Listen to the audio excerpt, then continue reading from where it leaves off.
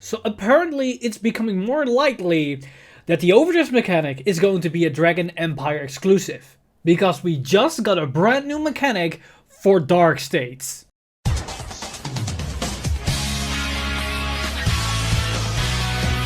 Stand up! Vanguard! Hey Cardfighters, welcome back to another Cardfight update, and yes, you heard that correctly, we have a brand new mechanic for Dark States within the new starter deck. And with it they also revealed a couple of cards that uses this new mechanic and build upon it, which showcases truly the might of the new Dark States trial deck, as it is pretty much in theme, while at the same time it opens up an interesting discussion regarding this new mechanic as well as the OverDress mechanic itself. But before we get ahead of ourselves, let's first jump into these new reveals, the new mechanic itself, and the cards that they revealed go alongside it to better understand what we're dealing with. So first off, let's talk about this new mechanic itself, as the new mechanic for Dark States is Final Rush. And you might ask yourself, what is Final Rush? Well, Final Rush is basically a state that you can acquire if you fulfill a certain condition, and when you have this state, you can activate powerful abilities. For the more specific details, basically to acquire the Final Rush state, you need to have a specific card onto the field, in this case Diabolus Violence Bruce, the new grade 3, before you enter your right phase. Because once you have that unit onto the field and you enter your right phase, you will acquire Final Rush. That's everything you have to do. Meaning, as soon as this is a grade 3, you need to write Bruce and then wait a turn, and until next turn, once you enter your right phase, you acquire the Final Rush state. And then you might ask, what's the point of acquiring this? Well, that is something we get into once we see the actual skills, because there are certain skills on our units that will activate once we acquire the Final Rush state. And this is all pretty much in theme that we've seen in the past when they revealed the details about the starter deck, because this starter deck was all about building up your power and your resources for one final blow, and Final Rush is basically that. But before we get into the actual cards, let's go over a Q&A to answer maybe some questions and to clear everything in the air about this new mechanic. So the questions that they answered are: what is Final Rush? It is information that the fighter holds. There are card effects that reference Final Rush. So aka it's a status that you acquire, that's the information that the player holds. And then certain cards will reference this, aka skills that can activate if you are in a Final Rush state. That's it. And then for the second and final question: when you are in Final Rush at the start of your right phase, after performing Persona Right, do I lose Final Rush?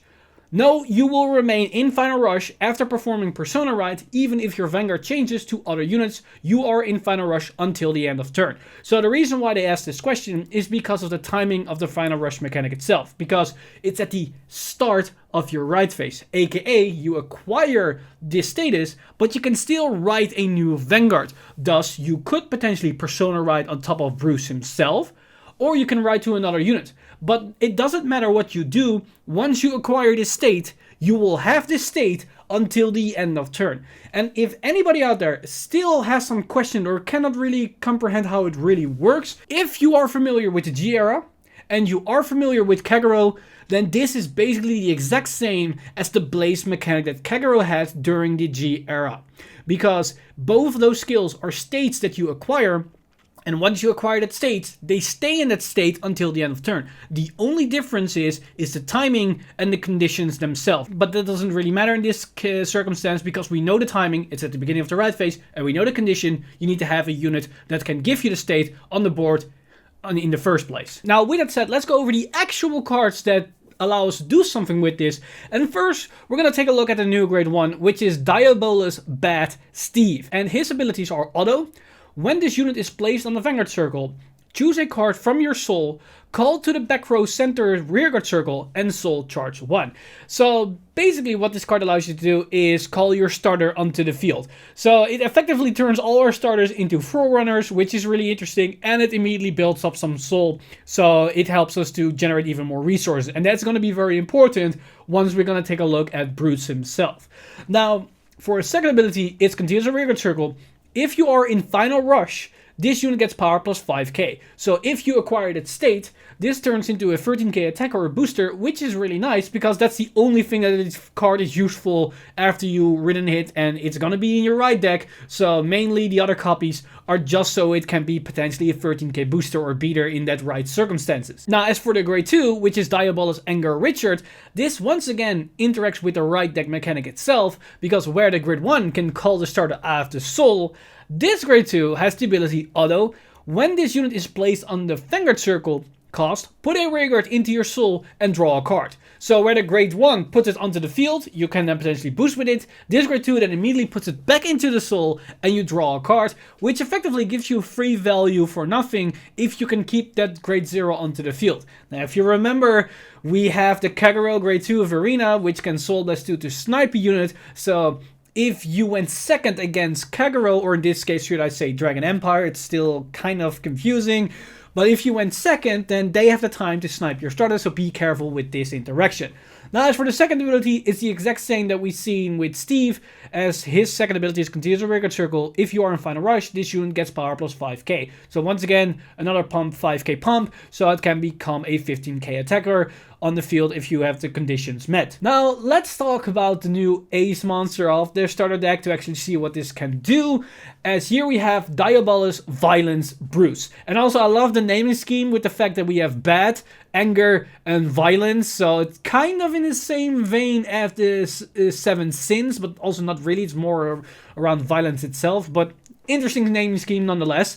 But his abilities are Auto Vanguard Circle. At the start of your right phase, you Final Rush. So basically this is the ability that allows us to acquire the Final Rush state in the first place. Now, important thing to note here is that this is relatively slow, because you need to ride him and it doesn't do anything. And then until next turn, that's when you get the Final Rush state. So it is a turn 4 play where you sacrifice your turn 3 options. And keep in mind, the grade 1 and the grade 2 that gains an additional 5k power are still vanilla on the first grade 3 turn. Whereas if we played with the Dragon Empire starter deck, their abolish unit can immediately give the front row 10k power even on the first grade 3 turn, no problem. But at the same time, this does combo nicely with Persona Ride, because yes, it's a turn 4 play, but Persona Ride is that as well. So you can immediately stack everything on top of each other and do your whole thing. But let's take a look at the second ability, because that is where the interesting thing is happening. Because his second ability is Auto Vanguard Circle. When this unit attacks, if you are in Final Rush, cost Soul Blast 5 and stand all of your front row rear guards. So again, this is a Mordred clone. However, there is not really a however, because it's just a Mordred clone, but the only issue here is that it's slow and it costs a crap ton of resources, because Soul Blast 5 is kinda heavy. Because if we take everything in consideration what we just saw with the grade 1 and the grade 2, we have our soul build up of the normal right chain, the grade 0, the grade 1 and the grade 2. So that's 3 soul. Now the grade 1 gives us a soul, and yes, we need to call out the starter, but the grade 2 gives us the soul back, so we're still on equal footing. So that's 4 soul if we just ride into Bruce the first turn. Now that means we're at 4, not 5. Now, as seen as this whole mechanic is that you need to wait a turn, that means the following turn you can ride Bruce on top of it, activate the Persona Ride, and have precisely 5 soul ready. So as we can see, this whole deck is a turn 4 deck that revolves specifically on you re-riding Bruce and activating the Persona Ride. Now, if we combine it all together, that basically gives us a front row plus 10k power and the front row units that can restand. So that means the Persona Ride value is doubled. But on top of that, because we get into the Final Rush, that means the grade 2s hit not for 20k, but for 25k as they get the passive 5k buff. And if we have the grade 1 behind them, that means we have 13k boosters behind that. So we can swing with 25-25, they restand, and then we have 35k columns again. Where also our Vanguard is 23. So those are actually quite spicy numbers for a starter deck. But, as we just explained, it's relatively slow because it's a turn 4 play. So that compensates a little bit for the power potential it has. You sacrifice your early game for a potential blowout turn on your later turns. But that's not all, because that is what we have seen for the mechanic. But at the same time during the demonstration, we saw this. And this is something that a lot of people have been speculating about. We see a trigger with a skill text box. Now there is something written on it, but we don't know what it is. These could be a couple of things. First off, people have been speculating, is it reminder text? Now this is something that I want to write off almost immediately, because never have they ever done this. They never made triggers with reminder text on them what the triggers themselves do. They speak for themselves because the reminder text is literally in the name of the trigger. Critical trigger, gains the critical. Draw trigger, draw a card. Stand trigger, stand the unit. Front trigger, frontal power. Like, you don't have to explain it even more with a reminder text. But hey, they could do this to be absolutely easy stepping stones for new players. They can go that route. But another thing that people have been speculating is the potential of skills on triggers. And there are a couple things that we can think about. We can have the generic triggers that can put themselves into the soul, which synergizes with this mechanic because you need a soul +5. And after you've done the skill once, it is very likely that you cannot never do it again without better support, as seen as we only have these cards to work with. But let's take that stance for now. So putting it in the soul would be nice. And we've seen these type of triggers in the past during the OG era as well. So it's not something new. But I want to speculate something else, because the trigger has the Diabolus archetype name. And as we've seen with the grade 1 and grade 2, they have the passive skill that they gain plus 5k power if you are in the final rush state. So what if the trigger has the exact same skill that it gains an additional 5k power if you're in a final rush state, thus making it so that if you get to that turn, your turn for play, you are consistent in putting out an offensive. Because if the grade 2 and the grade 1 are the only cards that gain an additional 5k power, then the deck is pretty inconsistent while it's also really slow. And that's not something you want to have if you want to make the deck playable. So it's very likely that all the Diabolus cards, which are all triggers, and the grade 2 and the grade 1 and now this grade 3, do something with the final rush states that makes at least that turn for play as consistent as possible. Because if that's not the case, then what's the point of building up onto that turn and also making a turn so relatively slow in Vanguard standards? So my take and my bet is on that it's going to interact with the final rush state, and that's about what it's going to do. And that's about everything that we saw for the new reveals this week. Now there's one interesting discussion that now comes up from this, and that is the fact that, is the OverDress mechanic actually a Dragon Empire exclusive mechanic? This has been speculated ever since the mechanic was revealed last week, but I was more on the stance that it's probably more generic because of the fact that it's called Cardfight Vanguard OverDress. But now, as seen as we have the final rush mechanic in Dark States, it is possible that we're going to see a unique mechanic for every single nation, and OverDress is that for Dragon Empire, Final Rush is that for the Dark States, then probably that locking type-ish mechanic is going to be that for Brandgate, and whatever we're going to see for the Stoicheia Nation, as well as for Cater Sanctuary. Although, interesting enough, I thought that Stoicheia was the nation that's going to focus around multi-tech, and yet here we are with Dark States now being able to multi-tech themselves.